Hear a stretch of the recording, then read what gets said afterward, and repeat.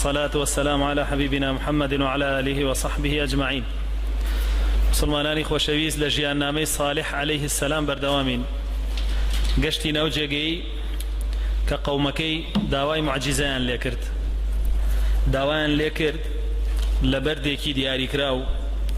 گابەردێکی گەورە وشترێکیان بۆ بێنێتە دەرەوە. صالحش عليه السلام داوای لە خوای پەروەردەگار کرد کە ئەو معجزەیان بۆ بێنێتە بوون ڕەحمەتەن بۆ قەومەکەی، وەکو ڕەحمێک بۆ قەومەکەی، بەڵکو ئیمان بێنن و جەهەنەمی نەبن و ڕزگاریان بێت و ببنە بەهەشتی. دواتر وەکو لە سەرنجامە باسیەکەین باوەڕی پێ ناهێنەر. ئەوەیە صالح عليه السلام چێتە تەنیش بەردی دیاریکراوە، ئەو بەردەی کە خۆیان دیاریان کردووە، دەسەکا بە دوعا و پاڕانەوە و بە ئیزنی خوای پەروەردگار لەو بەردەوە وشترێک دێتە دەرەوە، وشترێکی ئاسایی ساغ و سەلیم بە دیاریانەوە دێتە دەرەوە. لەبارەی هاتنە دەرەوەی وشترەکەەوە ئیسرائیلیات زۆر هاتووە، بەڵام ئێمە ناچینە سەرەوانە، گوایە وشترەکە بە بەردی دێتە دەرەوە، دوای صالح دەستی لێدا بێ بە وشتری ئاسایی و گۆشت و خوێن، بەڵام میتر ئێمە ئەوەنە ئەزانین کە ئەوەندەی لەسەر هاتووە لە بەردێکی دیاریکراو کە خۆیان دیاری ئەکەن وشترێک دێتە دەرەوە بۆیان بۆ ئەوەی باوەڕ بهێنن وەکو معجزەیەک. لەوانەیە بڵێن خوای پەروەردگار بۆ وشتری بۆ هێنانە دەرەوە، شتەکە لەسەر داوای خۆیان بوو، قەومەکەی خۆیان داوایان کرد. قورئان ئاماژەی پێداوە، فەرمویان بە صالح عليه السلام فأتنا بآية إن كنت من الصادقين، معجزەیەکمان بۆ بنوێنە ئەگەر ڕاستەکەی. زانایانە فەرمون صالح پێی فەرمون چ معجزەیەکتانەوێ؟ خۆیان وتیان ئەمانەوێت لە بەردی فڵانە شوێن وشترێکمان بۆ بێنیتە دەرەوە، چونکە بەلایەنەوە ئەو کارە سەختترین شت بوو، چونکە ئەو منتیقەی ئەوان تایە ئەژیان هەمووی شاخ بوو، هەمووی کێو بوو، وشتریش لە بیابان ئاژی، لە کێوان ناژی. بۆیە خوای پەروەردگار پێیانە فەرمێ وتەنحیتون من الجبال بيوتا، ئێوە لەناو کێوە ئاژین و کێوەکانتان هەڵکۆڵیوە کردوتانە بە شاخ بۆ خۆتان، ئێستا چۆن داوای شتێک ئەکەن گیاندارێک ئەکەن کە لەو شوێنەیە ناتوانێ بژی. طبعا ئەوان وتیان ئەگەر بێت و وشترەکەش بێتە دەرەوە لێرە ناژی وەمرێ و ئەو کاتە معجزەکەی هەر فەشە لەهێنێ. بۆیە خوای پەروەردگار ویستی خۆی وابوو کە وشترێک لەو بەردە بێتە دەرەوە، لەو پەڕی ساغ و سەلامەتیا و بتوانێت لەو کەش و هەوای ئەوانیشا بژی. ئەوەیە کاتێک کە وشترەکە دێتە دەرەوە ئەوە نەبێ باوەڕی پێ بێنن، ئەوە نەبێ باوەڕی پێ بێن و بڵێن وەڵای تر شایەتیە دەین کە تۆ پێغەمبەری خوای و شوێنت ئەکەوین. بۆیە ئەوانەی ئەمڕۆژ کە بە هەمان شێوە کافر و ملحیدەکان داوای معجیزە ئەکەن لە شوێنکەوتەی پێغەمبەران، ئەڵێن ئادەی ئەگەر خوا هەیە با ئەمە بکە و ئەگەر خوا هەیە با ئەوە بکە، ئەگەر بێت و معجیزەکەش بێتە پێشەوە بۆیان هەر نایکەن. ئەوان هەر ئیمان ناهێنن، هەر باوەڕ ناهێنن، هەر وەکو کافری خۆیان ئەمێننەوە دژایەتی پێغەمبەران هەر ئەکەن، ئەوە ئیشی خۆیانە. چونکە خوای پەروەردگارە فەرمێ بە تاقمە سەرسەختەکانی کافرەکان کە ئیتر بڕیاریان ناوە باوەڕ نەهێنن، ئەفەرمێ سەواء عەلەیهیم ئەئەنذەرتەهم ئەم لەم تونذرهم لا یؤمنون، نە بە ئینذار نە بە عەدەمی ئینذار ئەوان باوەڕ ناهێنن، تازە بڕیاریان ناوە بە کافری بژین و بە کافری بمرن، بۆ لەبەرەوەی بۆ خۆیان ژیانی دنیایان هەڵبژاردووە. بل تؤثرون الحياة الدنيا والآخرة خير وأبقى، ژیانی دنیایان هەڵبژاردووە، حەز ناکەن واز لە مەشروب خۆری و زیناکردن و دزی و پیاوکوشتن و ئەو شتانە بێن، حەزەکەن هەر بەردەوام بلێ، چونکە ئەوان بەبێ ئەوە ناژین. بۆیە ئیتر هەزار معجزەش بنوێنرێ بە دیاریانەوە وەکو قەومی ئەو پێغەمبەرانەی تر هیچیان باوەڕ ناهێنن. بۆیە صالح عليه السلام چەند مەرجێکیان بۆ دائەنێ لە هاتنە دەرەوەی وشترەکە. ئەفەرمێ ئەگەر هاتە دەرەوە کانیاوێکتان هەیە ئاوی پاک و سازگاری لێ دێتە دەرەوە، ئەشرافەکانتان دەوڵەمەنەکانتان و مەسئولەکانتان لەو کانیە ئاوەخۆنەوە، بەرپرسەکانتان ئەمیان لەو کانیە ئاوەخۆنەوە مەنعیان کردووە لەو خەڵکە بیخواتەوە لێ، هەر بۆ خۆیان نەیخۆن، ئیتر بە تەنکەرەی بن و بە هەموو شێوەیە هەر بۆ خۆیان مەنعیان کردووە لە خەڵکە ئاساییەکە. ئەفەرمێ ئەگەر هاتە دەرەوە ڕۆژێک بۆ ئێوە و ڕۆژێک بۆ ئەوان، یعنی ڕۆژێک بۆ میلەتەکە و ڕۆژێک بۆ ئێوە. ئەمانیش ئەویان پێ ناخۆشە بێ کە ڕۆژێک ئەم وشترە سەرۆت و سامانەکەیان لەگەڵا دابەشکا و ڕۆژێکیش خۆیان بیخۆن، ئەم شتیان بەلاوە ناخۆشە بێ و پێیان قبوڵ ناکرێ. ئەوەیە ئەدا لە تینیانی تر وەلەو لاشەوە کە ئەبینن کۆمەڵە لە موسڵمانان باوەڕیان هێناوە، جارێ سەرەتا بۆی بەڕەکەیان لە ژێر پێ دەرنەچێت، هولدن أو مسلمان بشيمان كانوا بوي قرآن باسي فرمي قال الملأ الذين استكبروا من قومه للذين استضعفوا لمن آمن منهم أتعلمون أن صالحا مرسل من ربه هر كسيك كافريك باني كردبه بو محاسبه بو مناقشه بو جدالا برسياري لك دو آية تو راو تشونا لقل فلانه كس كديني خوا بخلق جياني عين شد أطباع كاني صالح بانغا كان وكو لتفسير كان هاتوا سرقور كانوا بربرس كان وما نكوبنو أتباع كاني صالح بانغا كان سيرا كان هميان لاوازن هميان يعني لروي مادية ولا وازن يقنا لروي جسته ولا وازن بون ولا روي إيمانه ولا وازن بون بقرا لو بريهز قوتي خويانا بون بويا بيانا لن أورن إيوة بزانين قناعتان بوه هيك صالح مرسل من ربه خواهي پروردگار کردویتی با پیغمبر و ناردویتی با ایمو پیامی پیانا دو که با ایمی بگینه جا لیره با مستضعف نابیانا با لحديث أبي سفيان شا كاتك هيرقل أبي سفيان فرمي شوين كوتي محمد صلى الله عليه وسلم الزور بيان مستضعف كم درامته فقير هجار كان يان دولة من كانوا بربرساقانا أو أبو سفيان فرمي خوانك بربرسي ديانيا همي مستضعف فقير وهجارك يا فرمي جابويا هيرقل ويايا چونك ئاگاداری بەسەر هاتی پێغەمبەرانی پێش خۆیان و قەومەکانیانە ڕاستەوخۆ فەرمێ بەڵێ شوێن کەوتەی پێغەمبەران هەر ئەوانن کە ئامادەن شوێن پێغەمبەران بکەون و هەر ئەوانن کە ماڵی دنیایان نییە بەڵام دڵێکیان هەیە پڕە لە ئیمان بۆیە فەرمێ قال الملأ الذين استكبروا يعني واني تكبريانا كردو بشان وشوكت ومال وثروت ودصلات بيغو بلاي خويانا شانازيانا كرد وتيان بكامانا للذين استضعفوا با اوانيك اوشتانا يعنبو بلكو تنهاتي ينهبو ايمان دين ينهبو اتعلمون ان صالحا مرسل من ربه ايا ايوا ازانن كصالح بيغمبر ولا لان خواون يراوا اوان وتيان قالوا إنا بما أرسل به مؤمنون كان والله إما هل كم دقة وكأو بيامي بيجاندوين باورمان بيناو باورمان بيتي كبيغمبري خوايا وشويني كوتوين قال الذين استكبروا إنا بالذي آمنتم به كافرون راستوخو متكبر كان بمستضعف كان لين دي إما بوي إيه وباورتان هنا وكافرين يعني لدوش ينا حذف أكن لقسكاني أنا حذف أكن لقسكاني أنا بون منالن أتعلمون أن صالحا مرسل من ربه لرعلا صالح مرسل للعين خواكي ونعلن خواي إيما داني بيانانين شكوان داني أن بوانية قناعتي أن بوانية كأو خواي صالح هيتي خواي أوانيش به بوانية أزانن صالح للعين خواكي ونير ونعلن للعين خواي همو معنو شكوان قناعتي أن ببتقاني خواني يتر بتكاني عن هالرنج وشيوية بالقناعتي عن بواني هنا وليرشا أفرمي إنا بالذي آمنتم به كافرون أمسر زلانالن أوي إيه وباورتان به هنا يعني هشتا ناوينان دين هشتا ناوينان حق بس بالكو توريه أكن ناوكي شارنو بوي تصغيري كان بتشوكي كان ولا خلقك علينا إما بوي إيه وباورتان هنا كافرين يعني نقنعت من بصالح هي نبى دعوكي نشوني شيكوين جاء كافر بون يعني هندك شانازي بيواكا يعني بياو وكو بياو يا الله من كافر نا لقال توسر مقولات با لولا شو تقرير لسر ابن سيوجاسي وبسر وبكاو ملي بشكينيو ها منافقي اما نا بياو يعني كافريش بياو تيا انا بياو شتيا كافريك هي بياو باشكرا على كعب من كافر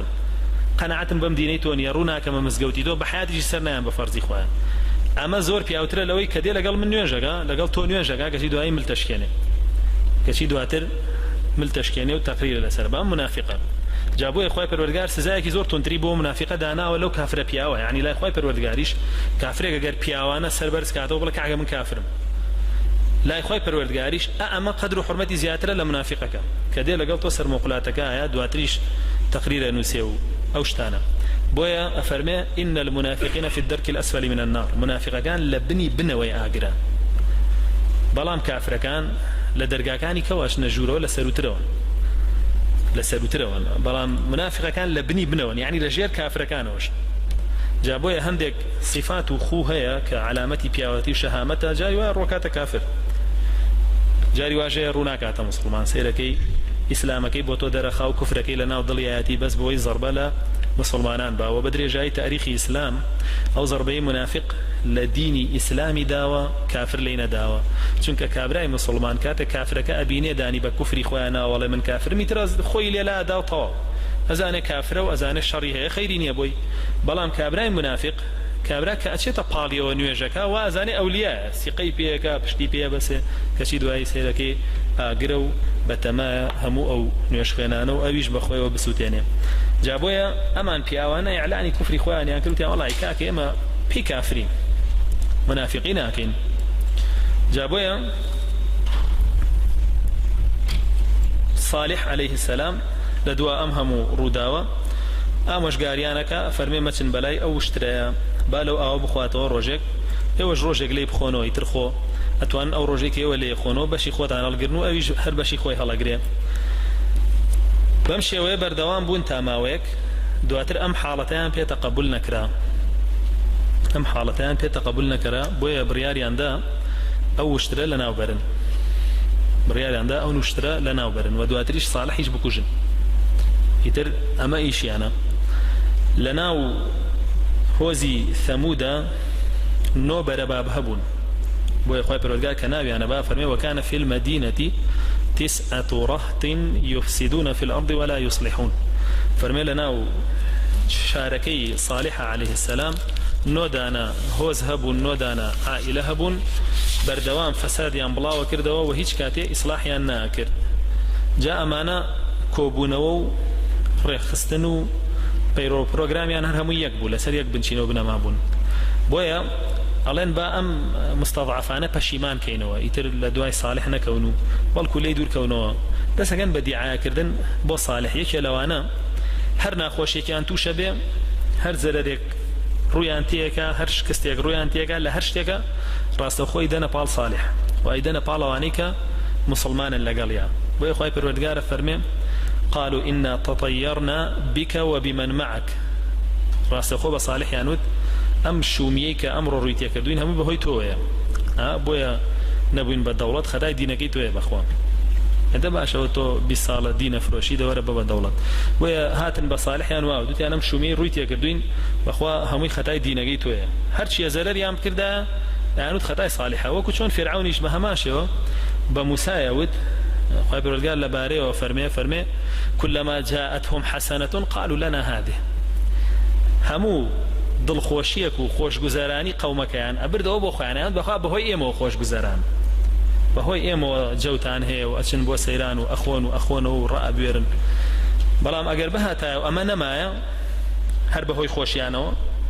هر خوان قيرانه دروس كانوا هيج نهلن بخوا رو كان ديسان مسلمانان ولن